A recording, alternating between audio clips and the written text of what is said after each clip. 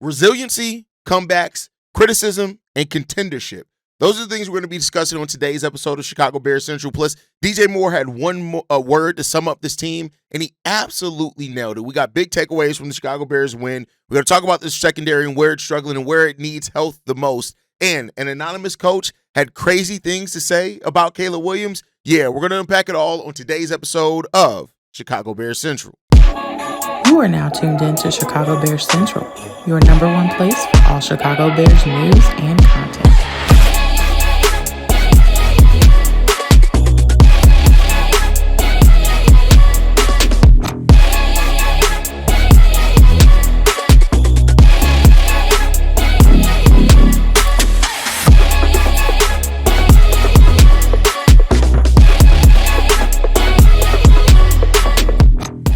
What's going on, Bears fans? Welcome to another episode of Chicago Bears Central, your number one spot for everything Chicago Bears related. I'm the host there, Haize, but more importantly, you guys can follow the channel at Chi Bears Central on every social media platform we happen to be on. With that said, let's go and get into this content for today, y'all. DJ Moore summed up the Chicago Bears team, and he said this: resilient. We're always in the fight and never looking back at the negatives that went on in the game. We just have to finish them. And that's a great statement to make, right? I said it on yesterday's episode that where the Bears are right now is that they are surviving. And you have to get through survival first, and then you can learn how to thrive, right? And that's going to be something, and, there are some people that are like, well, wait a second, Haize, we're finding ways to win, regardless of how they look and all that type of stuff. And you're absolutely right. But I'm saying more so when this team gets to the place of thriving in the areas that they need to thrive in, this is not just going to be a team that we're talking about winning some comebacks, and sealing some games in the fourth quarter. This is going to be a team that we're talking about dominating at some point in time. Now, I'm not saying that that's going to come this season. And the Bears have to look at, and Ryan Poles, Ben Johnson, have to do a tough evaluation at the end of wherever the season ends and figure out how they need to shore up some of the Bears' biggest kind of gaps that they have on this roster, right? But that's going to come with time. The Chicago Bears right now are 7-3 on the year. 7-3 on the year. They are 2 games away from having a winning season for the first time since I have been covering this team and doing the show, and in the first time in a handful of years as well. And that's what you want to get to, right? There are a lot of positives about this team and how they're winning football games, and that's great. And I don't want to take anything away from what that team's doing. And, you look at how we're doing this despite early in the season, no run game, despite struggles in the red zone now as an offense, right? Struggles with getting to the quarterback consistency, injuries all up and down this roster. This team would have had a number of reasons if the record was reversed and we were 3-7 on the season right now. There'd be a number of legitimate reasons that we can look at and say why this team would have got there, considering everything that they've missing, everything that they fall short on. But this team has found a way, and they continue to find a way to win. And so resilient is the best word that you can use towards this team. DJ Moore absolutely nailed it with the resiliency. This is a resilient team. This is a team that fights. And one thing that you've heard over the last 24 plus hours since the Bears moved to number one in the NFC North is people talking about how tough this team is and how they don't want to go away. We're going to get more on that here in a second, right? And the fact of the matter is that this team isn't done yet. And we could get healthier over the course of the season, right? We talked yesterday about the pending returns of Kyler Gordon and Jaylon Johnson. And when you add that to C.J. Gardner-Johnson and move Tyreek Stevenson back to his more natural CB2 role, right? And how that's going to help this team. We'll get more on that here in a second as well. This team has really gotten back to the identity of what you like to think about Chicago sports, right? Tough, resilient. There's some struggles there at some times, right? But this team has that fight. And a lot of that was brought here by Ben Johnson, how he started to change the culture here in Chicago. And I don't want to go missed on that. Ben Johnson, Dennis Allen, Declan Doyle, like these guys, Eric Bieniemy, right? Like these guys have all brought something here to Chicago that has really changed the way that this locker room not only feels about coaching, but feels about themselves and each other. The confidence is here is ridiculous. And you got to love to see it. And for DJ Moore, a player that's now been here now 3 years, that's gotten to see a lot of kind of craziness between Justin Fields to Matt Eberflus to now, Caleb Williams and Ben Johnson, and just the changes that have happened over the time since he's been here. This is a team that has had and is now finally on a path and does feel like it has a direction. Where the direction is going to ultimately lead us, that's going to be the fun part of the story, to be on this journey to see where that's going to go for this team. But it does finally feel like we do have a direction. But this is also the NFL, and you can go very quickly from feeling like you have a direction to being kind of stuck in purgatory yet again. I'm just being real on that, right? It's just so many things are possible in the NFL. So many things can change year after year. This is why you always got to kind of keep an eye out on what's happening around you, because you got to keep up not only with the way that you want to develop as a team, but you got to keep up with the pace of how other teams are developing in the NFL as well. And that's going to be the next thing that we can see if like Ryan Poles can do. I mean, you look at where the Houston Texans were, right, a little while ago. They're 5-5 on the season, right? You look at, even the Washington Commanders, and that's been because of injury, but like this was a team that had a playoff wins last season, is now sitting at 3-8 on the season, right? So things can change so day in and day out in the NFL. You got to stay on top of it. But I tell you what, having a culture and having the resiliency and having the fight of a team, that's what gets you a lot of the way there. Now we got to see how the Bears are going to take that. But with that said, I want to talk about my 5 takeaways of where this team is right now. 7 games left on the season. Got to see how we're going to get through that. But the first thing is what we just talked about. You can never count this team. And, say for that what you will. I know that there's still Bajan baddies out there. There's still Caleb Williams haters out there. I'm sure ECH Bears fan is still rubbing peanut butter on his nipples every time he thinks about Caleb Williams, being removed as the quarterback, all that type of stuff, right? But there's something to be said about a team that just finds ways to win. And that's what the Chicago Bears have done so far in this season. They have found ways to win. Regardless if it's Ben Johnson in the trick plays, if it's Caleb Williams on fourth quarter drives, if it's Cairo Santos, right? This team continues to find ways to win. For the first time in years, and I want to be clear, in years, I'm going into games still, a little bit frustrated that I know it's probably going to come down to the wire, but I know that this team is going to do their best to find ways to win. There's something about this team and this group of guys and what they've been able to accomplish this year that I have more faith. I don't have blind faith or anything like that, but I have more faith than what I have ever done in this for the Chicago Bears in probably the last 6 or 7 years. And that goes a long way to say this. This is very different as far as what it is. This is not the same Chicago Bears. And I think people are really starting to wake up to that. The next thing, that as far as that, we've seen it. Brian Flores has done it. Some other coaches have done it. There's a question about teams that can take Ben Johnson and Caleb Williams out of the game. And by that, I mean, taking out of the game is a little bit, right? But you can disrupt these guys. And Ben Johnson, who admittedly probably gets a little bit, crazy with the play calling sometimes and kind of loses sight of some things we saw in the game, in the win over the Vikings, right? In the second to last drive where we didn't run the ball at all. But luckily, Ben Johnson learned from that, and we did that. Caleb Williams adjusting at the line of scrimmage sometimes as well, too, right? But the thing is that teams that attack it defensively, that refuse to give up, and that they can throw off Ben Johnson and Caleb Williams. That's what we've seen there, right? Like Brian Flores held them to the 3rd lowest yardage output and 2nd lowest point total of the season overall. And so this is still a team where while they find ways to win, there's still things that they got to shore up and prepare for, and that comes down to trusting each other, trusting the game plan, not trying to do too much. And Ben and Caleb both suffer from that in different ways. There are times where Caleb Williams absolutely tries to do too much. There's times where Ben Johnson tries to do too much. But the fact of the matter is they'll feel it. You got to maintain the rhythm. And that's going to be the thing, especially with Ben Johnson. It's like Ben Johnson doesn't want to talk about postseason yet. And it's great. Ben Johnson's direct quote is, "We are far away from that. We're in the 3rd quarter of the season." Great.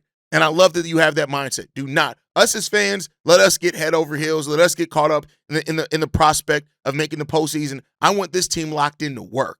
And Ben Johnson and Caleb Williams are both going to do that. But like I said, I'd be remiss and not fair if I did not point out that there are some shortcomings and there are some things that both Ben Johnson and Caleb Williams can get caught up in doing. And that's just the reality of it, right?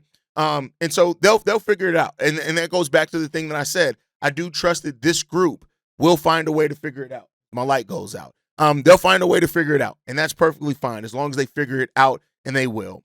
The next thing is that we are starting to see the original thought process behind a 12-man personnel. Cole Kmet, Colston Loveland, we're starting to see that a little bit more, right?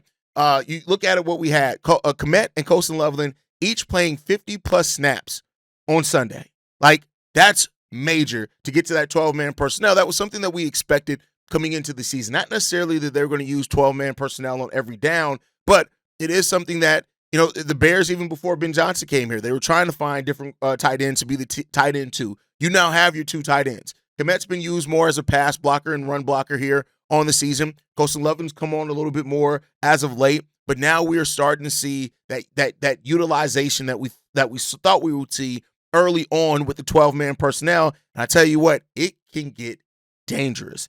And I do think that Cole Kmet and Colston Loveland are going to be a really nice pairing at that. We saw both tight ends line up on the same side in the trips formation on Sunday. Like, that's how Ben Johnson can start getting very creative with a 12-man. And I think we're going to see that more than people expect as we continue to go. Like, Ben Johnson's really starting to trust Luther Burden, really starting to trust Cole Kmet. And I think that's, Luther Burden and Colston Loveland, and Kyle Monangai for that matter, which is something that I wanted to see. Trust your rookies, and we're starting to see that and how that's benefiting the Chicago Bears by a lot. Like, and a Cole Kmet that starting to look like the White Rhino again. Like, we labeled him the White Rhino. It's really good to start seeing him look back at like that White Rhino that we know that he can be, because that's going to be something that definitely helps this team as you go on. If you can have Colston Loveland and Cole Kmet with the chemistry that they have with Caleb Williams and get these guys together, utilize your tight ends. We had a voicemail probably maybe 3 weeks to a month ago that somebody said, well, hey, why doesn't Caleb use his tight ends more? We're starting to see the uptick in tight end utilization and play calling where they are the primary options on those plays, and that's helping this Bears offense. The Bears offense didn't look great Sunday, but the tight ends got some really good production that we saw, and I think via how many targets and stuff they had, and we can utilize that a lot more. Incorporate Rome Odunze and Luther Burden in our wide receiver core. Things are starting to look good for that one, right? Next up, we need health out of the secondary. The secondary is doing as much as it can. There's actually the Bears have three of the top players for interceptions are all coming from the Chicago Bears so far this season, which is really good to see, right? So we're getting the takeaways. That's not a problem where it stands right now. Kevin Byard is up there. Nashawn Wright is up there as well as two players that I think they're top of the league as far as interceptions as well. And so we got three of the defense players sitting at the top of the league for interceptions overall. That's really good. But the secondary is still having some coverage things that they can shore up with having more players out there and more bodies, right? So you look at a quarterback like JJ who struggled a lot on Sunday, but he had some passing drives that he was able to get some things together, and that really highlights how the Bears, the secondary does need some help. Daquan Brisker's been really good. Kevin Byard's been really good, but we need those guys. You can add Jaylon Johnson and Kyler Gordon back to this team before the end of it, and I think that this unit is going to see a boom once those guys get completely back up to full speed. Jaylon Johnson, Kyler Gordon, Tyreek Stevenson, C.J. Garner-Johnson. I'll tell you what, even having Nashawn Wright then at that point, because we know that Dennis Allen likes to have a lot of cornerbacks out there, and the fact that he would be pushed down the priority list but still be able to be somebody that is productive per that role, I think that's good. We know that Jaylon Johnson is one of the best coverage corners in the game of football when he's healthy. Kyler Gordon and the versatility that he brings, you add that to the versatility that we've seen from C.J. Garner-Johnson, who's just familiar with the system and still is building up his chemistry. I tell you what, man, that's going to be big, bro. So Nashawn Wright, Tyreek Stevenson, C.J. Garner-Johnson, adding Kyler Gordon and Jaylon Johnson back to those guys, man, this could be a secondary that it could really it could be one of the better units there to finish the season. But we got to stay healthy. We got to get those guys back out. But I would not be surprised at all if Dennis Allen isn't salivating at the chance to have those guys out there, and because of what that means for his scheme. You talk about using, we already knew coming into the season he was going to line up Kyler Gordon as a linebacker sometimes. Now you can do that, and you can still keep C.J. Garner-Johnson at the nickel. Come on, bro. Like, what are we doing at that point in time, right? I'm really excited to see that version of this team, and I know I'm probably rushing it along, but it seems like these guys can start returning here over the next couple of weeks. We could get Jaylon Johnson back this week. Kyler Gordon, I think as of week 12 is when we can technically be cleared again as well. And if we start getting those guys back, man, the sky is truly the limit for what this Bears team could be in that secondary, and let's see what that's going to look like. Next, Jake Moody signed with another team, so now we know that we're stuck with Cairo Santos for the rest of the year. Now, for what it's worth, I know that Cairo had a disappointing miss on Sunday, but for the most part, he did what needed to be done. He put up points on the board. We don't win that game if he misses more field goals, right? So Cairo Santos is going to be here for this Bears team, and it is what it is, man. Now, I do think that the Bears need to continue to look to upgrade the kicking position, in my personal opinion. But I think overall, other than that, man, listen, that's kind of where things sit at right now with the Bears. We know with Caleb's going to grow. Caleb's going to develop. Caleb's going to do those type of things that we need to see from Caleb Williams. Ben Johnson's going to make sure of it. But this is a Bears team that is in the thick of things right now. And I can tell you what, I don't know, regardless of where and how you view it, I don't know. And I wouldn't even be a front runner to try to say that I had it on my bingo card that heading into week 12, the Chicago Bears would be the number one team in the NFC North.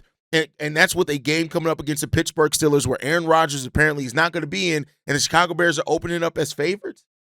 Man, I tell you what, this can be a very exciting finish to the season for the Chicago Bears, man. Again, I say if, not because I want to doubt the team. I'm trying to be a pessimist, but I'm a football fan, and I'm a realist, and I've seen things that have looked certain completely fall apart for teams not named the Bears and some teams named the Bears over the years. So you got to keep your head on the swivel, but this team is putting in work, man, and that's all I can really ask for, right?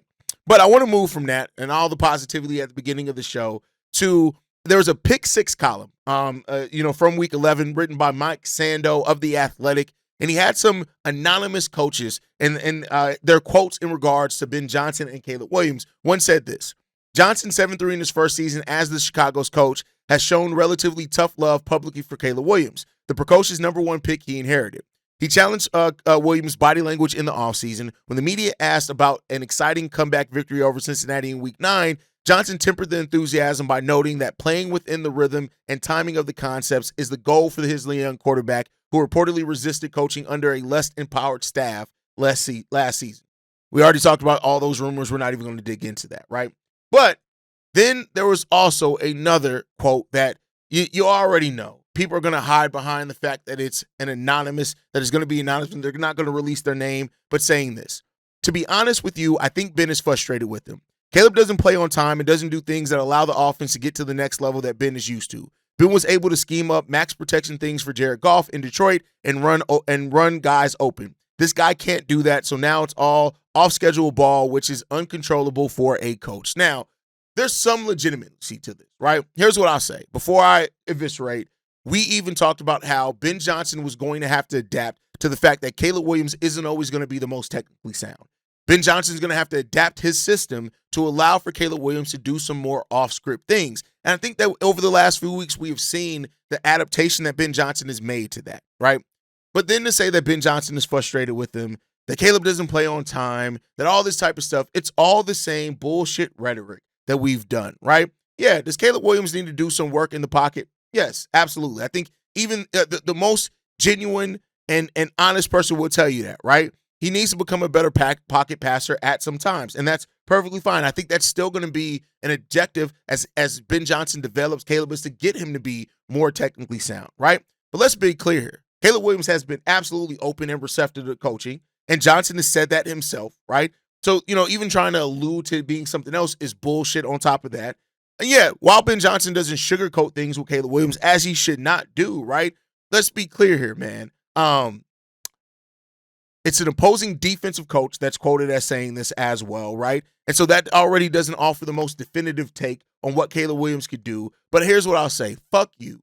And I stand by this. Again, criticism is one thing, but the people who blindly hate Caleb Williams for stupid shit, fuck every one of them. Caleb Williams is the Bears quarterback. I think more and more Bears fans are starting to realize that Caleb ain't going nowhere. You can say what you want about it. You can try to will it to be true. You can burn some sage, pray to the gods, do a Indian rain dance, do whatever you need to do, right? But Caleb Williams is going to be the Chicago Bears quarterback, and he's winning to do that. You can't try to use winning as a stat, and then when we do win, try to take away from that being a quarterback stat. Winning is a quarterback stat. We've established that. Whether it's right, whether it's wrong, it's a quarterback stat. This team is winning football games. And Caleb has grown. Caleb has grown in his ability to be under center. He's grown at recognizing the blitz. He's grown in a lot of these areas. And, while, like I said, against Brian Flores and the Minnesota Vikings, there are some things that fell a little short from Ben and from Caleb. But the fact is that they're growing together. Ben Johnson is very invested in Caleb Williams. This Bears team is very invested in Caleb Williams. And for everybody that hopes, wish, and thinks other things are going to happen, It's not going to go around, right? Here's the thing, and I'll say this, right? Ben Johnson once quoted and said the best thing that he did was keep the ball out of harm's way. And that is something that Caleb Williams and this offense, for what you will say, has done a really good job. Caleb Williams has done a really good job at protecting the football. And that is helping a team that, hasn't put up necessarily enough points. We'll see. The Bears right now are 2-2 when Caleb Williams throws an interception. They're 5-1 when he does not throw an interception. 5-1. So, taking care of that is there. I get it. The 59.7% completion percentage leaves some things that we want to see out of a quarterback, and even what Ben Johnson challenged Caleb Williams to do. But Caleb is growing as the Bears quarterback, and for everybody that's still waiting and hoping that he's going to fail and be removed for whatever reason you have, you're going to be waiting for a while. And that's my take. I'm going to leave it there. Thank you guys so much for tuning in. Make sure you guys are following us, man, at Shy Bears Central. We are going to continue delivering the best Bears content that you guys can see all around, man. This is a really good team. This is a team that's really deep. And I would love to hear from you guys on this one. What is your one word to describe the team? Make sure you're subscribed. Hit the like button as well. You guys can follow us at Shy Bears Central. You can send us any feedback, questions, comments, concerns, ChicagoBearsCentral@gmail.com. Lastly, if you want to leave a text message and our voicemail for the mailbag, the number to do so, 773-242-9336. We are the number one spot for everything Chicago Bears related, but that is thanks to you, lovely and beautiful people. And like I like to end every episode on, Chi-Town up, but Bear down. Love you guys. Peace, y'all. This has been a presentation of the Break Media.